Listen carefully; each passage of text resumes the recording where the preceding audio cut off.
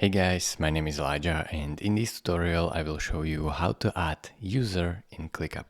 So in my ClickUp workspace, I will go over here to this left panel, and down here you can see the invite button. It says invite users to your workspace. Click on that, and then here it says invite people. So if you click here, you can write an email of the people that you want to invite to your ClickUp workspace. Remember, if you want to add multiple people, just separate the emails with comma or space. And you can also invite them as a member, as a limited member, as guest, or as admin. You can also add a custom role if you have the paid plan of ClickUp.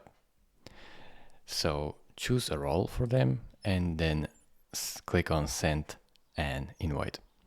It is really this simple. Thank you for watching. If this video was helpful to you, consider subscribing and liking this video, and I will see you in the next tutorial. Bye bye.